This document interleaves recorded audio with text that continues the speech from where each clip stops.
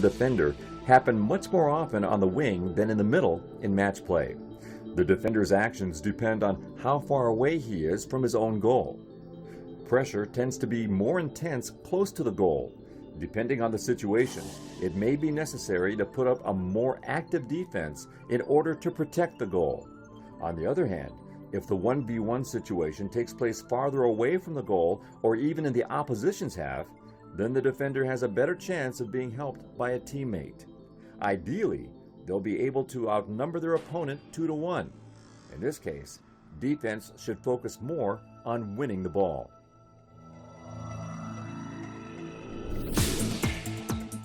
Here we see how to defend against a right-footed player.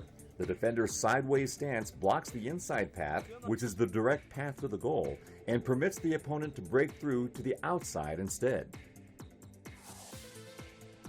From his sideways position, and this defender should be even further inside than he is in this scene, he offers an open path to the outside.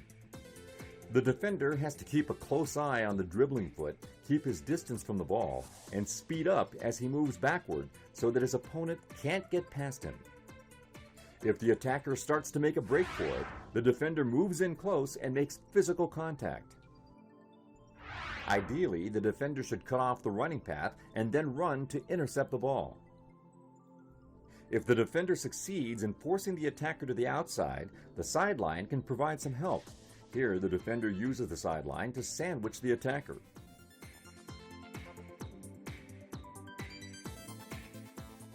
Tackling, as shown here, should be the last resort, for example, to prevent a shot.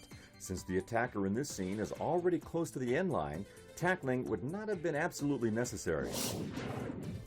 Against a left-footed player, the defender has to move in closer in the direction of the dribbling foot. If the attacker keeps the ball close to the foot, then the defender has to wait. If the attacker plays it forward, the defender should cut off the running path. Cutting off the running path, putting your body between the attacker and the ball, and running after the ball yourself, this is the best solution. Here we see a typical mistake. The defender is too close to the attacker and should also be further inside, since the attacker is right-footed. One basic rule applies to every 1v1 situation. Never turn your back on your opponent.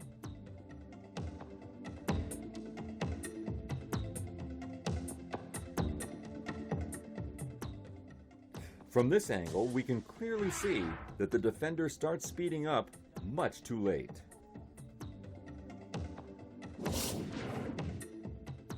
Here, the defender is too much in front of the attacker and too far outside.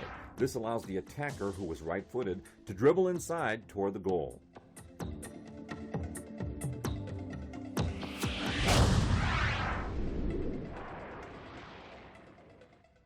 This 1v1 situation occurs fairly often in match play when attackers faced with ball-oriented defense systems shift the point of attack. If attackers can play a long diagonal pass to the wing, then the defender in the 1v1 is relatively far away from his opponent at first. The attacker has the advantage of being able to accelerate with the ball. As a result, he gets a head start on the defender. The defender has to respond differently to this situation. His first job is to close the distance to the attacker.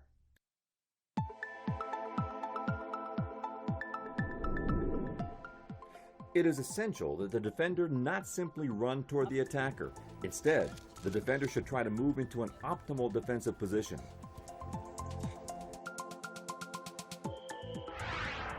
The defender should not run straight at the ball because that leaves the inside path open.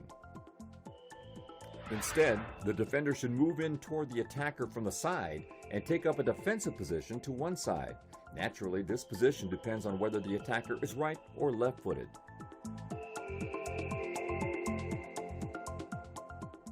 The distance between defender and attacker depends on the attacker's dribbling speed. Timing is critical here. If the defender runs too close, the attacker can get past him with a quick change of direction. Generally speaking, in this type of 1v1 situation where the dribbling speed is high, the defender should stay relatively far away from the attacker. First, the defender drops back into a sideways position and offers the attacker a breakthrough on one side. If the attacker plays the ball forward, then the defender can attack from the side and go after the ball, as we see here.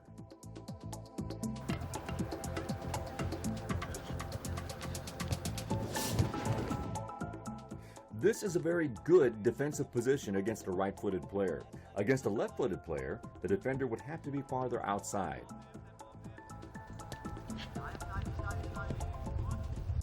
This defender does a great job of cutting off the attacker's running path on the change of direction.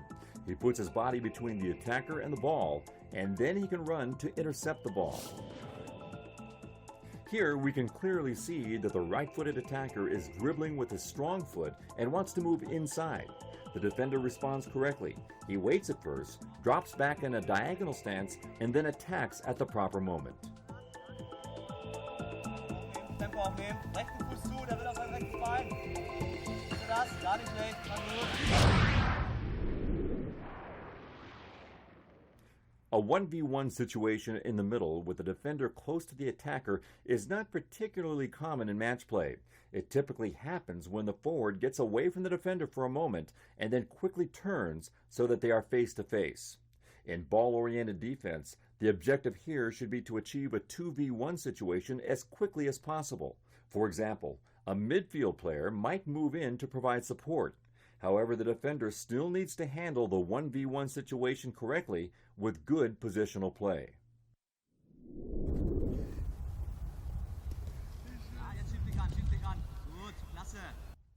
The defender demonstrates the correct response.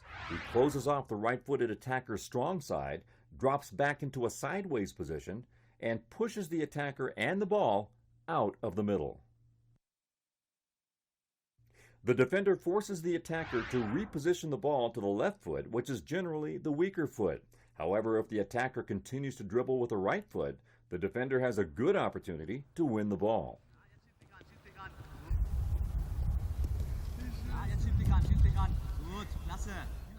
Against a left-footed attacker, the defender in the middle should close off the right side.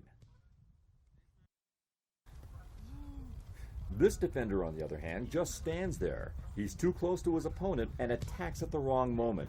He ought to stay farther away from the ball and wait for a chance to attack from the side.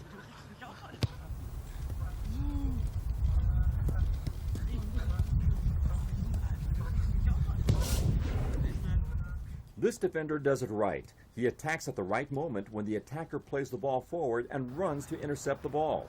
When the situation occurs in the middle, another teammate would normally come and help, except in a counterattack situation.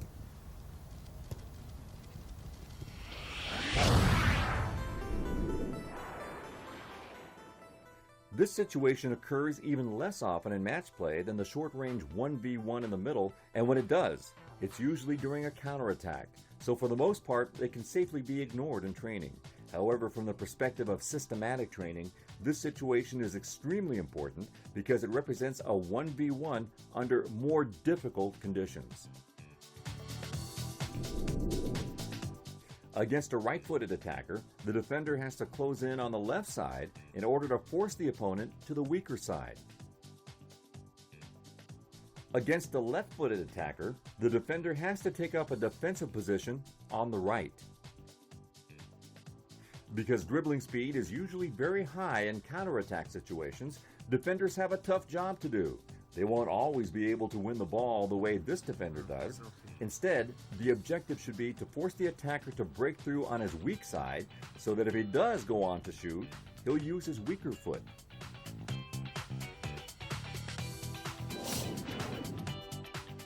This defender is playing on the right side against a left-footed player.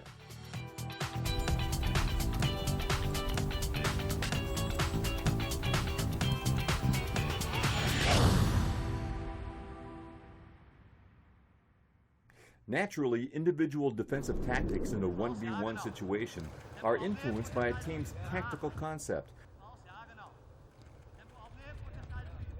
For example, watch this 1v1 situation on the wing. The defender faces the ball carrier, and a second defender covers the first one's back.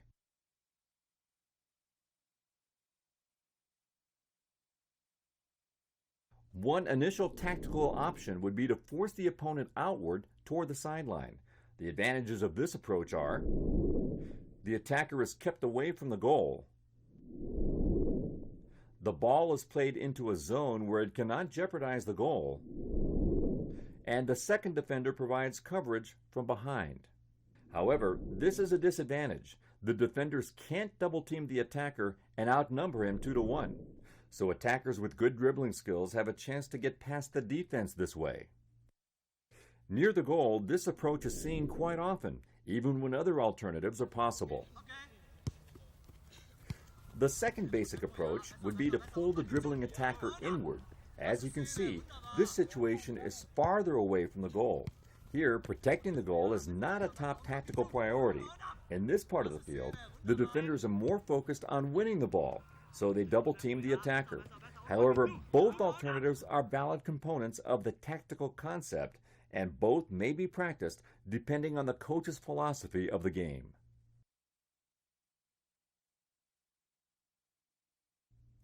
The advantages of this approach are: defenders force a 2v1 situation, which allows them to double team the attacker.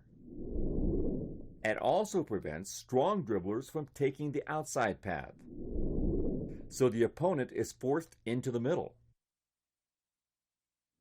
Disadvantages of this approach are that it offers the inside dribbling path toward the goal,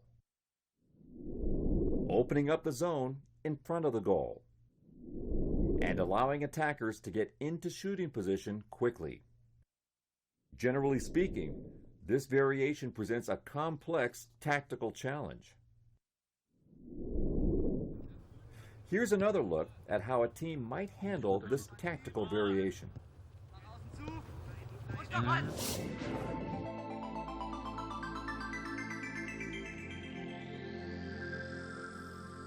The attacker is pulled inward and double teamed by the right outside and inside midfield players. Of course, you can always develop your own unique tactics to fit your own playing system. Farther away from the goal, the opponent is forced inside, where defenders can double team him and win the ball. Whereas opponents close to the goal are forced outside in order to keep them away from the goal. Naturally, variations are also possible depending on the opposition's strengths and weaknesses.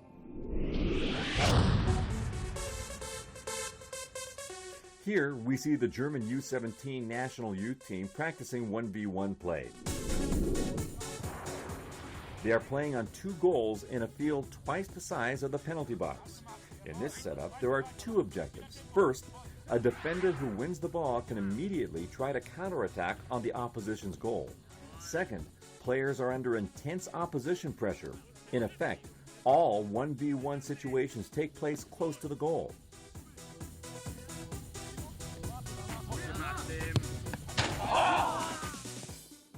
As a result, players are encouraged to practice active defense.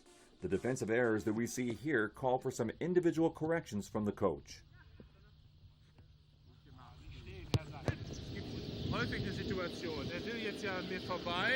Typical situation. He wants to get past me and he succeeds. So now, of course, I have to go after him. What I keep seeing, can you all hear me? Is that you run alongside him and right about here, you try to block the ball. But as soon as he does this, I don't have to run alongside him anymore. I can try to shoulder tackle him. It's not enough to just run alongside and block at some point. You've got to make it hard for him to run.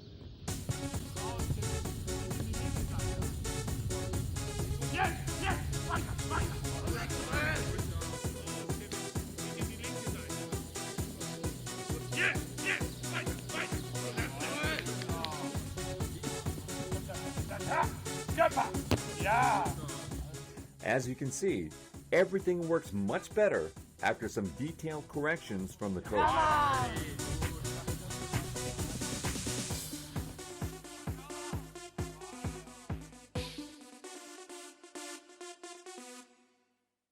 This defender is doing a great job. He makes physical contact, cuts off the running path, and wins the ball. Next, we'll show you more exercises for 1v1 training combined with technical elements. In this case, high passes in the air and ball control. This particular setup creates plenty of face-to-face 1v1s in which the defender starts out fairly far away from the attacker. Not only do defenders have to assume the correct basic position for the 1v1, they also have to learn to watch their opponents very carefully. For example, if the attacker has trouble controlling the ball, the defender should attack right away.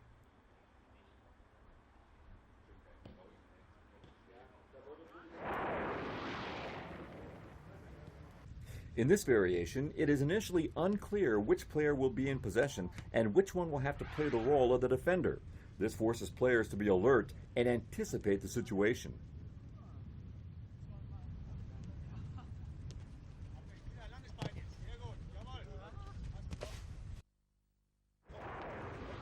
The coach also varies the way he passes the ball to the players. Of course, he can pass directly to a player too from time to time.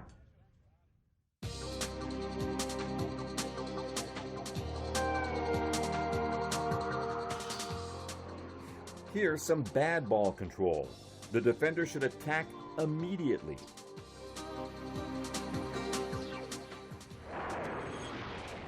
You can also run the same exercise on the wing. In this case, the defender's job is to force the attacker outside and block crosses. If he succeeds in winning the ball, he should immediately attack on the opposite goal.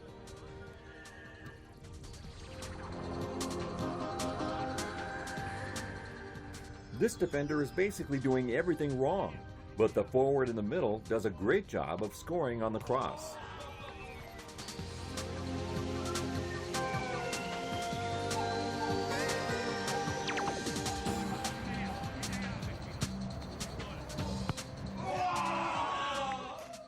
Here too, the defender fails to back up quickly enough. However, by making an extra effort, he makes up for his mistake and blocks the cross in time.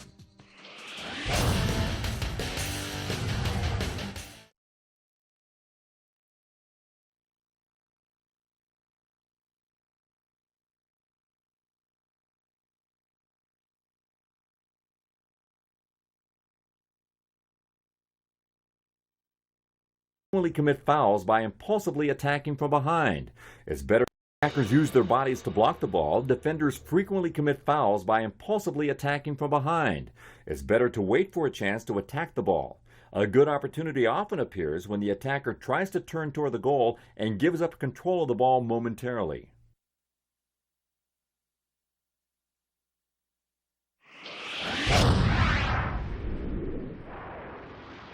One-v-one situations in the middle with the attacker facing away from the defender often occur after passes from the midfield.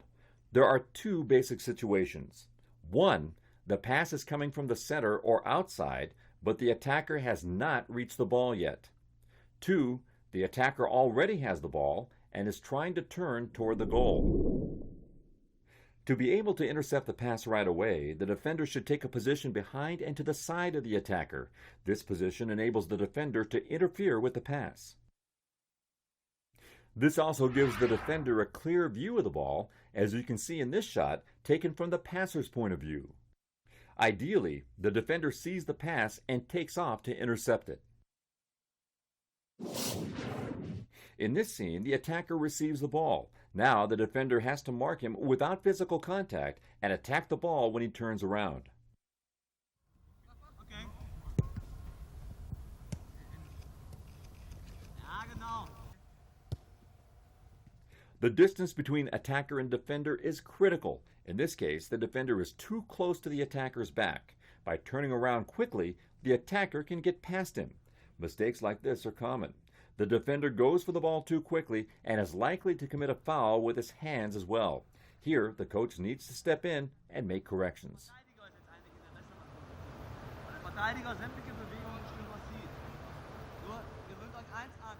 You should get into the habit of staying close. When you're so far away, I'm the defender here, he can turn around, and now he's got the advantage again. But make sure you're not too close either. Karsten Jonker, for example, he goes for the shoulder tackle here, and now here he goes away from the defender. he rolls right off of him. So no physical contact.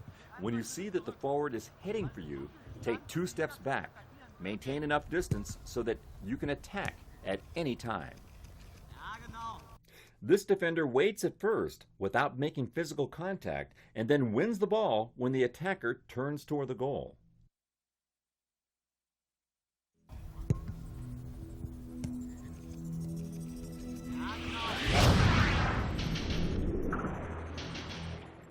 Here's a situation with a defender behind the attacker in the middle and a pass coming from the outside. The defender has to adjust his positional play based on the location of the ball and the way the forward is running. In the middle, the defender needs to stay between the ball and the goal. The farther the forward moves outside, the closer the defender has to move toward the goal. If the attacker makes a run past the near post to the outside, then the defender switches sides in order to continue defending the inside path. Okay. Bleib innen, bleib innen, bleib innen und hol ihn dir. Super. The defender stays behind the attacker and slightly to one side and waits for a pass. Bleib innen, bleib innen, bleib innen und hol ihn dir. Super. Warte ein bisschen, warte ein bisschen, warte noch, warte noch, warte noch. Und jetzt spielst du, komm. Und jetzt ist er ja am Ball, ja genau. Warte ein bisschen, warte ein bisschen, warte noch, warte noch, warte noch. Und jetzt spielst du, komm. Und jetzt ist er ja am Ball, ja genau. Here, the attacker receives a pass from the outside and turns inward toward the goal. Super, haben wir drin, wunderbar. The defender attacks the ball at the right moment. In actual match play, a second defender would assist him. Haben wir drin, ja, halt den Moment, halt den Moment, halt den Moment. Und jetzt drehst du dich rein und jetzt ist der Abwehrspieler dran. Super, haben wir drin.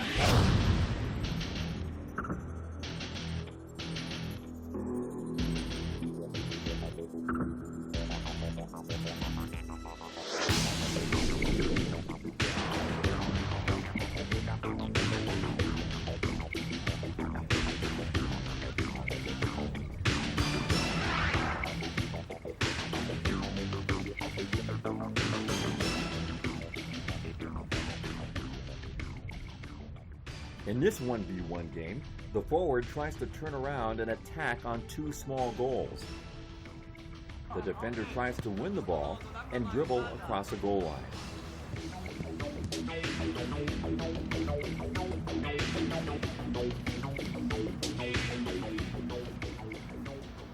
The defender has to wait for the chance and carefully watch his opponent from behind so that he doesn't fall for any fakes.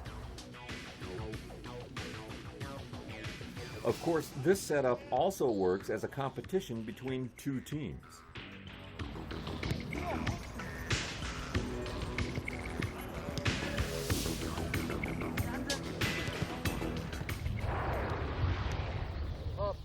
Bearbeitet 1, 2 Ballkontakte.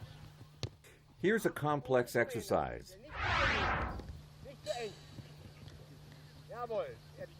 Jawohl, klasse. The first player juggles the ball up into the air, receives it on his chest, immediately controls it on the ground, and passes it to the forward, who makes an opening run.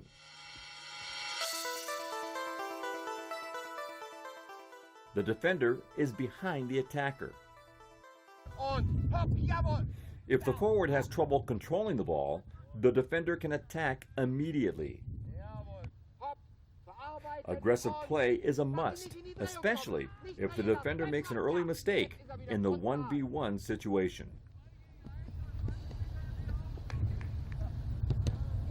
Ja, zack. Und jetzt hier. Jawohl. Richtig, jetzt kannst du ihn sehen. Gut. Sehr schön. Arno Mitnahme und. Ja. Ja, gut, Michael. Klasse. Hopp. Kontrollier den Ball und da kommt der Patrick. Jawohl, gut, Florian. Here's the ideal scenario once again. The defender blocks the pass.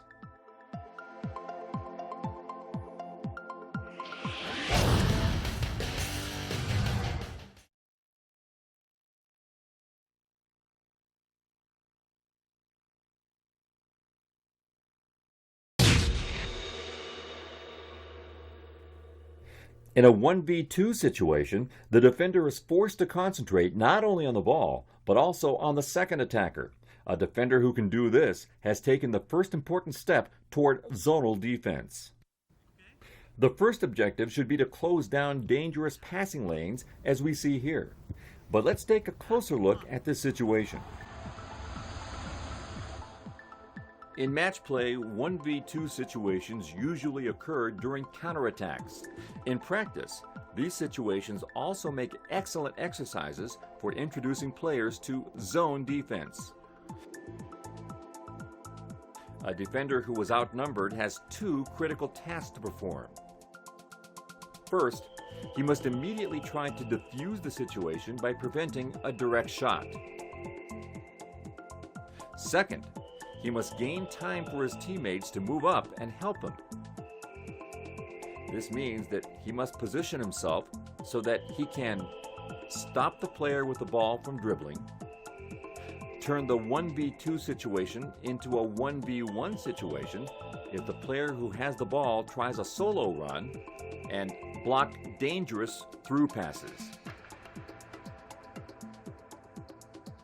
This animation explains positional play for the outnumbered defender and shows which passing lanes he can keep open and which ones he has to block.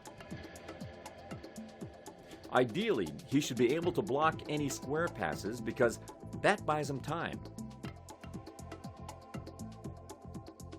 He must block this dangerous through pass or intercept the ball if it is passed.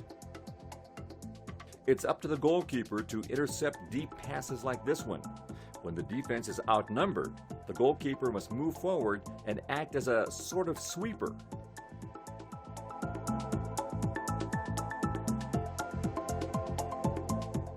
Let's watch the same sequence again from the attacker's perspective.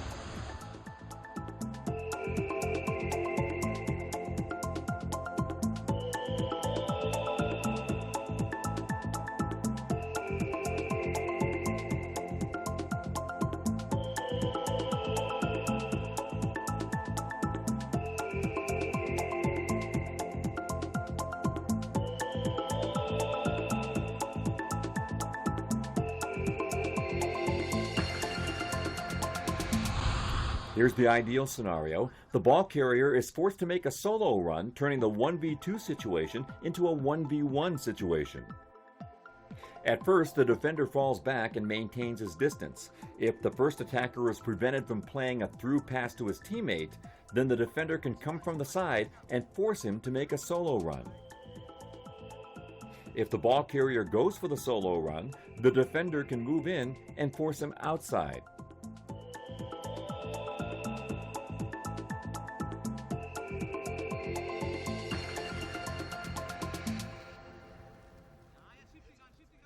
Of course, the defender has to keep a close eye on the ball carrier and must not fall for fakes. As a general rule, drop back and play for time so that teammates from the midfield can move up to help you.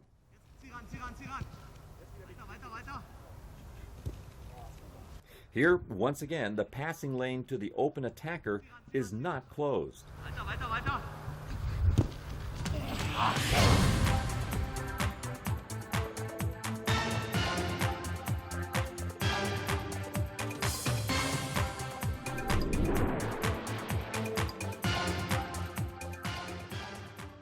These two extra defenders can move in to create an even matchup or maybe even outnumber their opponents. Super gemacht, klasse, schieb ihn weiter weg da außen. Weiter, der zweite hin, Doppeldeal. Und ab. Lass jetzt, komm, helf ihn. Der zweite ran, super gemacht, klasse, schieb ihn weiter weg da außen. Weiter, der zweite hin, Doppeldeal. Wunderbar. The defender in the 1v2 situation should try to force square passes whenever possible in order to get some help from the midfield.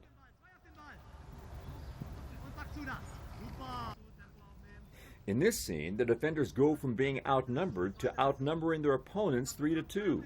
If they win the ball, they counterattack.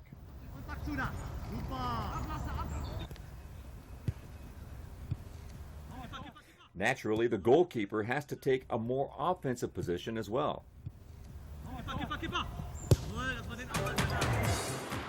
Here, two attackers play in a marked field on one goal line. To give the defender a fair chance, after all, in actual match play, he'd have help from his teammates, attackers are required to finish within 8 seconds.